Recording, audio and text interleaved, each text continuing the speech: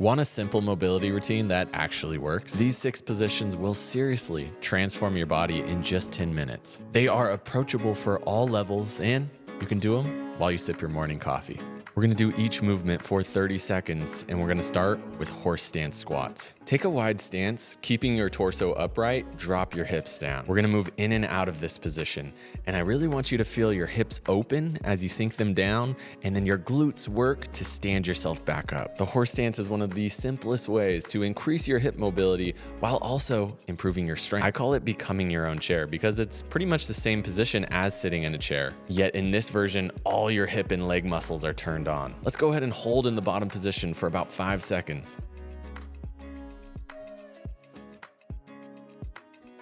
All right, awesome work. Amazing how productive we can be in the first 30 seconds, right? Now, if you know you have tight hamstrings, I want you to use some type of elevated surface for this next one. Yoga blocks or low ledge work great, but the more stiffness you have in the hamstrings, the higher you want to elevate your hands. We're going to do downward facing dog, and on this round, we're going to put the emphasis into stretching those hamstrings. Move the hips up, straighten the knees as best you can. They don't have to be totally straight. Heels off the ground, and then we're going to drop one at a time. As you drop that heel to the ground, work on trying to straighten that knee as best you can. Keep the tailbone pulled upward and allow that whole backside to get a good stretch. Now for this last 10 seconds, you can start to play with touching both heels down at the same time.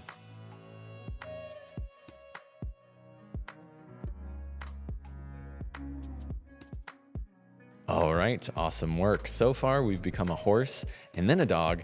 Now it's time to become the crab. In my humble opinion, this is one of the most underutilized shoulder stretches out there. And it's so simple. Place your hands next to your hips right behind you. Lift the hips from the ground, and then we're gonna rock the hips forward. We'll move forward and back here. And notice when my hips come forward, how much my arms stretch behind me. So many people get shoulder pain when reaching the arm behind them as they age. This is because gravity slowly pulls us forward, tightening the front side of the shoulders. But this can be completely avoidable with these simple crab rocks. This position also strengthens the back of the shoulder and the wrists. And in the next round, we'll start pushing the hips up, which will strengthen the glutes and stretch that front side of the hip. All right, awesome work, y'all. Go ahead and relax out of that. This next position, unfortunately, doesn't have an animal name, but it's phenomenal to stretch the front side of our hips. So we're gonna do some deep lunge lift-offs. Use yourself a hand prop in this first round to make yourself a little bit more comfy. From this deep lunge position with the knee on the ground, we're going to lift the knee and try to straighten the leg. The goal here is to not lift the hips up too high as you straighten the knee. And we can try to shoot for keeping the hips at the height of the front knee. You're gonna feel a big stretch in the front side of the hip, which we all know can become very tight from all the sitting that we do in modern day life. Now, wherever you are on this next lift off, let's go ahead and just hold for about 5 seconds in that stretch position. Excellent work. Take a few seconds to switch to the other side. Deep lunge lift-offs, second leg, let's begin. So after playing sports and then lifting a lot of weights in my early 20s, I wound up really stiff. I went on quite the journey of exploring stretching and mobility exercises just to try to loosen up my body and to feel better. Now, some passive stretching, very helpful at certain times in my journey. Active mobility, like the deep lunge that we're doing here, very valuable. But surprisingly, what's been the most helpful is taking back positions that I was able to do when I was a kid. As dramatic as it may sound, a lot of these are our birthright, but we lose them because we don't do them. And go ahead and relax out of that lunge, and we are coincidentally going to move into one of those positions that a lot of us lose, the deep resting squat. If you know that you have tight ankles or hips, then elevate your heels onto a little platform. Go down as deep as feels good for you. We're gonna stay here for 30 seconds. Now, if this is really challenging for you, you can grab something in front of you for a counterbalance, or just go ahead and hold on to something sturdy. The key here is that we wanna relax. We want those hips to slowly drop down. We want those hamstrings to touch the calves. I was stiff because I couldn't rest into a deep squat anymore. I couldn't sit into that crab position that we did earlier without feeling pinching in my shoulders. I was only 25 and I had lost a lot of these positions that are so natural for human beings to have and use. All right, way to rest into that squat. Let's move on to the next exercise that a lot of adults lose the ability to do. Yes, you do need something to grab onto overhead, but if you watched my recent hanging video, then you know that you could even just grab the door frame. Because this first round, we're not even gonna lift the feet. we're just gonna start to bend the knees and put some weight into the shoulders. The hang and the resting squat are the simplest, most needed stretches in our modern day culture. The great thing is they're both passive.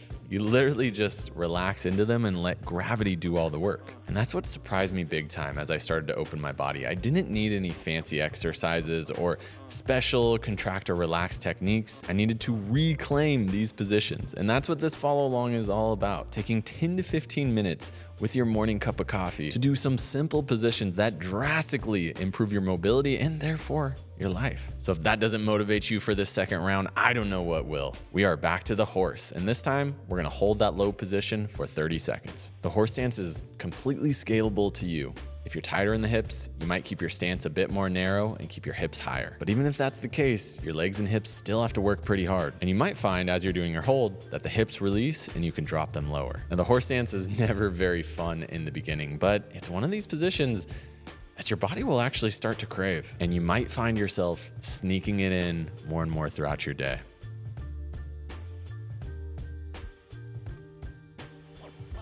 All right, y'all, great work. Go ahead and take a second to shake your legs out. We will be moving into another round of our downward facing dog.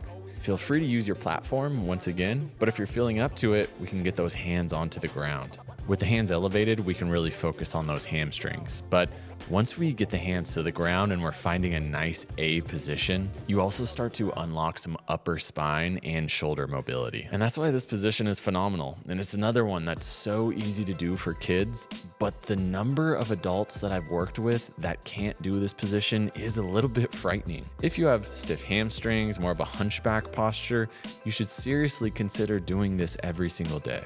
All right, excellent. Now we're gonna move into our crab. I seriously think of things so simple these days.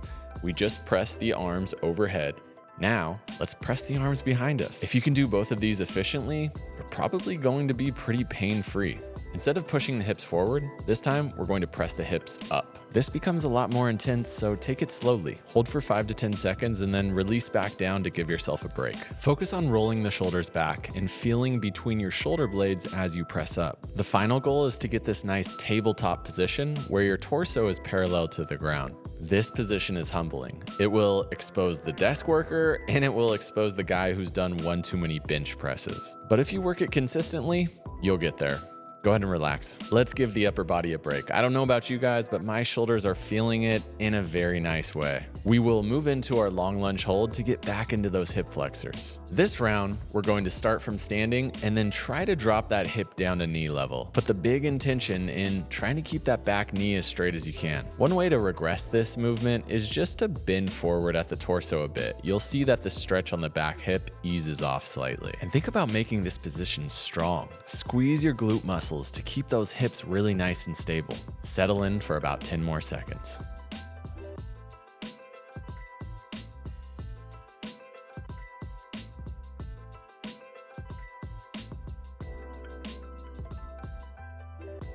All right, excellent work, y'all.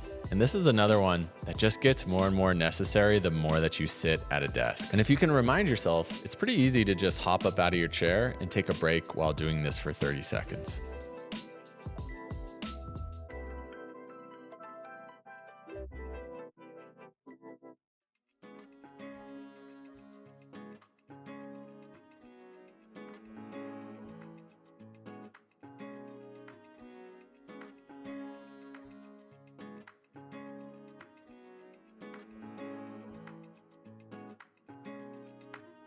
As we do our last few seconds here, there's various ways to work your legs. Doing something like this isn't going to build a ton of muscle, but it can make massive change in your body. For me, reframing what I think of as working out has really made all the difference in making my body more functional and just simply feeling better. In my 20s, I needed to sweat. I needed to feel my muscles burn, but nowadays, I value a session like this more than I do going for a run. That may sound crazy to some people, but for me, it's been life-changing.